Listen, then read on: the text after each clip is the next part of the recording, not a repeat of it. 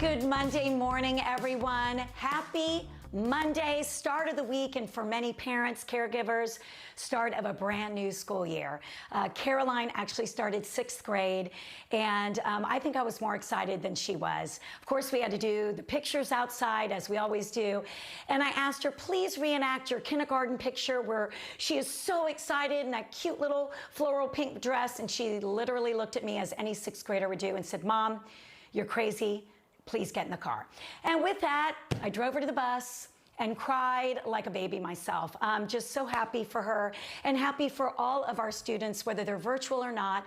They're gonna have a great year, I just know it. Now, my youngest and Kara's oldest are probably still sleeping because they don't start for another 2 weeks.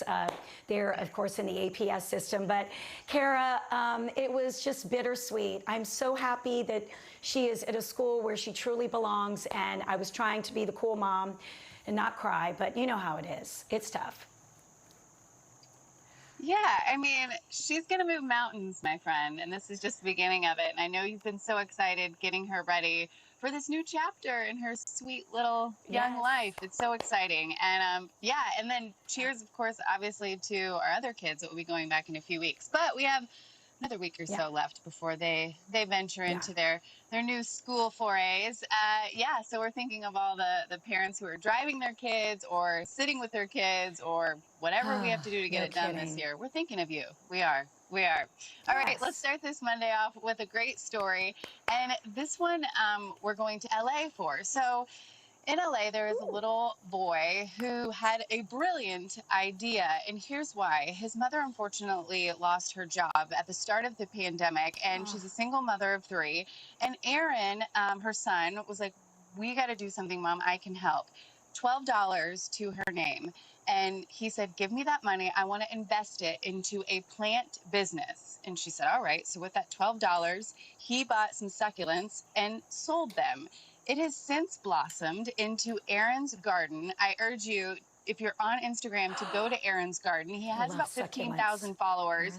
He's been selling plants. He has been doing the most good because also on his Instagram, it's a little bit of a social platform. He's out in the community, obviously very safe because they're in California, socially distanced, but he's in the community selling plants, making money. They've been able to feed their family and stay in the place that they have been currently renting. He said his goal is to get them a bigger house and a bigger place for him to grow his plants. But yeah, it's really cool. The community has rallied around them. They started a GoFundMe. The GoFundMe raised $25,000, and he's just been doing really great things. I urge you to go check out Aaron's Garden on Instagram. Yes, and support him if you can, all from his love of horticulture, maybe a future horticulturalist at 8 years old. Pretty impressive. 8 years old, so impressive. How to be there for his mom and his family, as you mentioned, doing what he loves. I'm definitely going to start following him. You know how much I love plants, gardening. I'm not that great at it, but maybe Aaron can inspire me. Yeah, there you go. Get some tips from Aaron. He has a lot on his Instagram. Check it out. Okay, so I wanted to tell you we started in LA because we're going to come back home to Augusta, Georgia for this next story. Another single mother, Sandra Black, a frontline worker, an essential worker. She works in a healthcare facility. Obviously, very stressful times for her. Even more stressful is that her son is getting ready to go back to school, and he is going away for school. They share a car. She was starting to panic about how she was going to be able to do her job and also let her son use her vehicle. So do not fear, because there is a paint and body shop in Augusta, Kendrick Paint and Body, that had given cars away to families in need for years, but they hadn't done it yet this year. And the owner said, you know, we really started thinking, how could we make a difference? Let's post it on Facebook and have people write in, nominate their friends who are essential workers. We want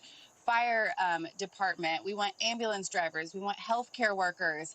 Tell us their story. So somebody nominated Miss Black, and she won. She got the car, and she said she has never won anything in her life.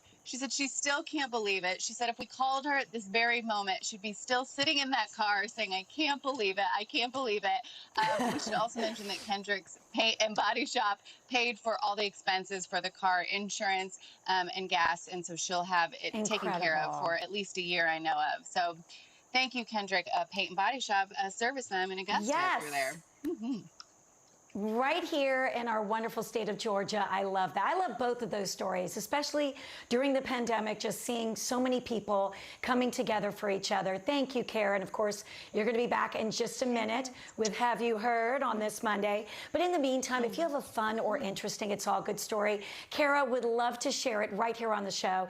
It's simply facebook.com/ATL&Co or tweet us using that hashtag. It's all good. It certainly is.